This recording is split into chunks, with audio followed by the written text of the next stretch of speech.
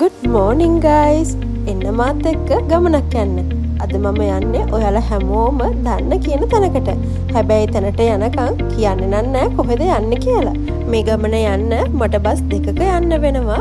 ඉතින් මේ තමයි පළවෙනි බස් එක 125 පාදුක්ක පිටකොටුව බස් එකේ තමයි දැන් මම මේ යන්නේ.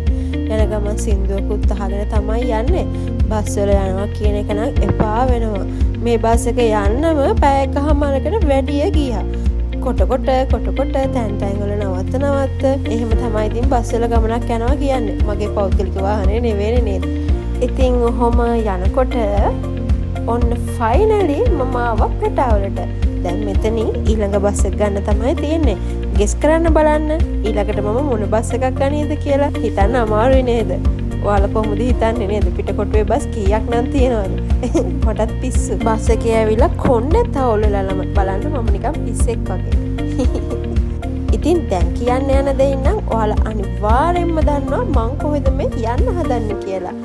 එහෙම දැනගන්නත් බැරි නම් ඉතින් යන තැනට වෙනකම් බලාගෙන ඉන්නම වෙනවා. මම දැන් ඉන්නේ හලාවත පිටකොටුව AC බස් එකක. ඇත්තටම මම කලින් මේ ගමන ගිහිල්ලා නැහැ. මම මේ රූට් එක ගැන අහගත්තේ අපේ පවිඳු අයියාගෙන්. ඉතින් පවිඳු අයියා කියපු විදිහටම මම හලාවත බස් එකට නැගලා ටිකට්ස් ගත්තා. 430ක් වෙනවා එක්කෙනෙක්ට. ටිකට් එකේ තියෙන්නේ නම් කොළඹට චිලව් කියලා. හැබැයි අපි චිලව් වලට කලින් බහිනවා. මං හිතනවා දැන් ඔයාලා දන්නවා මම මේ කොහෙද ආවේ කියලා.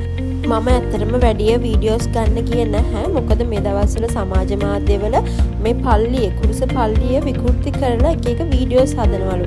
ඉතින් එහෙම හොඳ නෑ ළමයි. වීඩියෝ බලන ඔයාලට මේ බයිනවා නෙමෙයි ආදරේටයි කියන්නේ. හාස්කම් තියෙන තැනක් හින්දා ඒක අපි විකෘති කරන්න හොඳ නැහැ. ඉතින් ඔයාලා දන්නවද? මුහුදට ආවේ නැත්තම් මර නිකන් සාංකාව වගේනේ. මුහුදක් දැක ආපස්සට හැරලා යන්න පුළුවන්ද? මං ඉතින් කුරුසපල්ලිය ගාව තියෙන බීච් එකටත් ගියා. අපි ඉතින් දැන් ආපහු පෙටාවලට ගිහිල්ලා පාදුක්ක බස් එකක යන්න ඕනේ ගෙදරට. ඉතින් අපි ඒ හින්දා වැඩිය ඉන්නේ නැතුව දැන් මේ පුත්තලම බස් එකේ යනවා. මේ බස් එක නයි යනවා නෙමෙයි ළමයි. මම පිටිපස්සේ සීට් එක තමයි හිටියේ. අන්තිමට ඉස්සරහට ඉතින් කුරුසපල්ලියට යන්න ආස කෙනෙක්ට යන විදිය තමයි මම මේ වීඩියෝ එකකින් ගෙනාවේ. thank you මාත් එක්ක දිගටම හිටියට subscribe කරලා මගේ channel එකට join වෙන්න.